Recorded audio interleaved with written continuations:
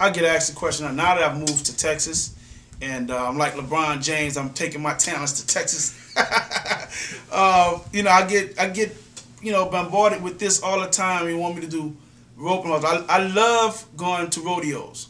I really love it. Okay. However, I choose not to rodeo.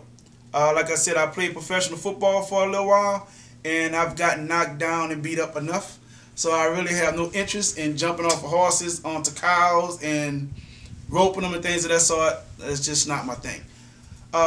So when I go to rodeos, I get some guys teasing, "Oh, you ain't a real cowboy, or you don't rodeo." And I tell them, no, I don't rope horses.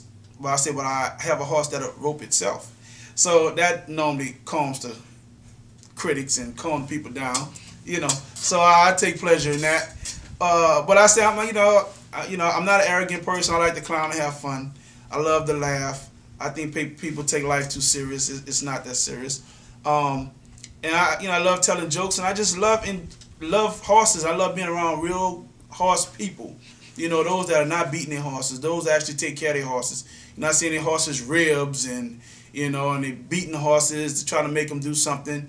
And because 90% of the time, the horses are not the one with the problem.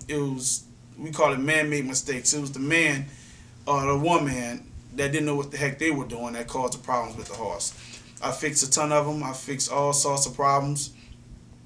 And chances are those problems were mostly man-made mistakes. Very seldom you run across horses that really have any problems that's genetically, because all those bad horses back in the day that was being bred and had a lot of problems, you sort of bred away from those horses now, so you don't really run into those too much, but I get asked to fix a lot of problems, and one of the biggest ones are like bucking, and I tell people you can't fix a problem until you find out why the problem exists, and horses buck for 5 reasons, and that's pain, fear, man-made mistakes, genetics, or just plain old filling the oaks. So if you got a horse that's bucking, or then when you got a horse that's bucking on the saddle, you got to figure out why he's doing it, and then you can proceed to fix the problem. A lot of people try to make this complicated. It's not complicated. It's just knowledge. Or like my mentor always told me, you just got to have that toolbox full of knowledge. And I personally don't knock anyone's method of training except for those who beat horses. I say there's always more than one way to train a horse. But for me, I love to train a horse while a horse wants to work for me, wants to be with me. You can look at horses and you can tell that the horse is not enjoying being with the person that's riding him, the person that he's with, just by the horse body language. I was told this long time ago that if you can be a horse for one day, you can be the best horse trainer in the world.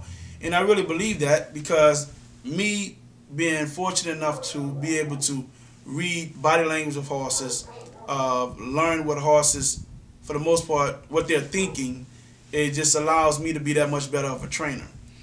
So that sort of answers the question why a lot of people ask me, I have a lot of people ask me how I get things done when no one else can. That's part of the reason why. And I'm not saying I'm the only one that can do this. I just happen to be one of the ones that can. I'm sure there's others. So before you start having people start coming in, "Oh, you think you're the only one to do something?" No, I'm not the only one. I'm just one of the better ones. That's what I always like to say. And but I think part of the reason it is because I have a passion for it. I have a love for it.